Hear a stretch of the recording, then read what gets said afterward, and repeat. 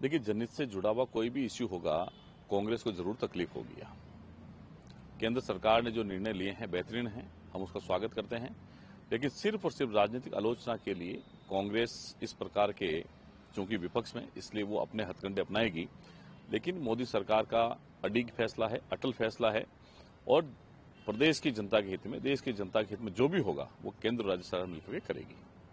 SIR को लेकर क्या कहना है, क्योंकि लाखों वोट जो है वो... देखिए, एसआईआर एक चुनावी लोकतंत्र में पारदर्शी प्रक्रिया है। अपात्र लोग जो भी हैं, जिनका मतदाता सूची में नाम है, जो माइग्रेट हो गए हैं, जिनकी डेथ हो गई है, या एक व्यक्ति का 2 जगह पे नाम है, तो उनका नाम हटाना, एक साफ सुथरी मतदाता सूची को तैयार करके उसका प्रकाशन करना, ये चुनाव आयोग का काम है। और मुझे लगता है कि राजस्थान में 40 से 45 लाख के करीब अभी तक सूचना मिल रही है कि इतने जो फर्जी वोटर थे, जो माइग्रेट हो गए हैं, जिनकी डेथ हो गई है, अलग अलग कैटेगरी में जो लोग हैं, अपात्र पाए गए, उनका नाम हटाया गया है। अभी भी 1 महीने का समय है। जिन लोगों को लगता है कि वो यहाँ है, जिनका नाम कटा, वो वापस जुड़वा सकते हैं। सबूत देना पड़ेगा, कोई भी अपात्र व्यक्ति मतदाता सूची में ना रहे, इसके लिए एसआईआर बहुत आवश्यक है। कांग्रेस के दिग्गज नेता का कहना है कि ऑपरेशन सिंदूर के अंदर भारत की हार हुई थी और कई विमान जो है पहले ही दिन गिरा दिए थे। देखिए, कांग्रेस की लगातार नकारात्मक मानसिकता के कारण से उन्होंने सेना का मनोबल गिराने का काम किया है।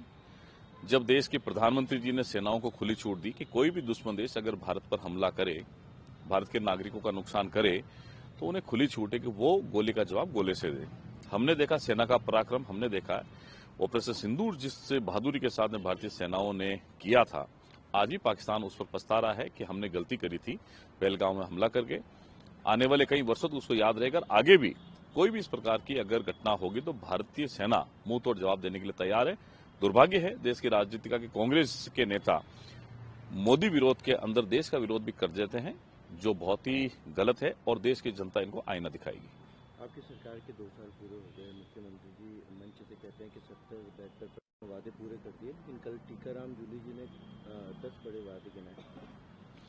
देखिए, मुझे लगता है टीकाराम जूली जी हो, चाहे डोटासा जी हो, चाहे अशोक गहलोत जी हो, पायलट साहब हो, ये सब वो नेता हैं जो अभी बेरोजगार हैं, जिनके पास में सत्ता की चाशनी नहीं है, सत्ता में नहीं है, इसलिए उनको सत्ता की जो बेकदरी वो दिख रही है। आज मुख्यमंत्री भजनलाल शर्मा जी, जिस व्यक्ति ने अपने सार्वजनिक जीवन का कार्यकाल सरपंच से शुरू किया, भारतीय जनता पार्टी विभिन्न संगठन पर रहे और आज मुख्यमंत्री है, तो बहुत अनुभवी व्यक्ति हैं। उन्होंने जिस तरीके से प्रदेश को आगे बढ़ाया पिछले 2 साल में, मैं राइजिंग राजस्थान की बात करूं, कौन सा ऐसा स्टेट है जिसने 25% एमओयू को ग्राउंड ब्रेकिंग करके अपने स्टेट को विकास के मामले में रफ्तार दी है? कौन ऐसा प्रदेश है जिसने देश की 11 राष्ट्रीय परियोजनाओं में नंबर 1 पर है क्रियान्वयन के मामले में? 5 ऐसी राष्ट्रीय परियोजना है जिसमें हम सेकंड पे हैं, 9 ऐसी परियोजना जिसमें हम 3rd नंबर पे हैं।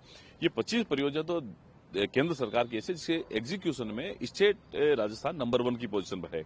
आज एनसीबी का आंकड़ा देख लीजिए, 10 से 15% के करीब जो आंकड़ा है अपराध का गिरा है। आज हमने किसान सम्मान निधि देने का काम किया है, बढ़ा करके जो हमने संकल्प पत्र वादा किया, 70 से 75% संकल्प पत्र के वादों को जो 5 साल में पूरा करना, उसको हमने 2 साल में किया है। बजट की घोषणाओं को हमने 90% से ऊपर है, इन 2 सालों के अंदर जो किया है वो करके दिखाया है। तो ये जो मुख्यमंत्री के नेतृत्व में काम हो रहा है, इसकी निश्चित रूप से कांग्रेस को चिंता है।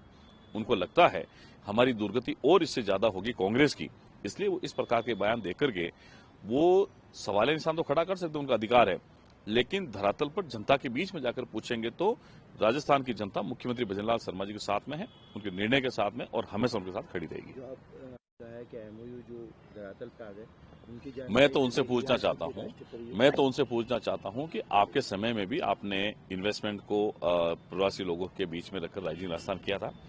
कितने के एमओयू हुए थे, आपने कितने किए थे? आपने चौथे 5वें साल में किए थे, हमने पहले ही साल में किए, अभी 1 साल पूरा हुआ है।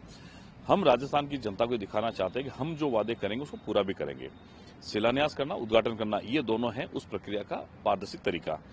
जो बजट में घोषणा उसको भी पूरा किया, और जो राइजिंग राजस्थान है, बहुत सारे हमारे जो राइजिंग राजस्थान एमओयू हुए हैं, उनको लैंड अलॉटमेंट की कार्रवाई हो गई है, उनको जो बिजली पानी के कनेक्शन वो हमने हो गई है, और हमने टर्म एंड कंडीशन डाली है कि जो एमओयू करेगा राजस्थान में, उसको हमारी सरकार के अंदर ही उस काम को शुरू करना होगा, जिससे राजस्थान के लोगों को लाभ भी होगा, रोजगार भी मिलेगा, और राजस्थान की जो विकास की रफ्तार है, इकोनॉमी है, उसको एक तेज गति मिलेगी।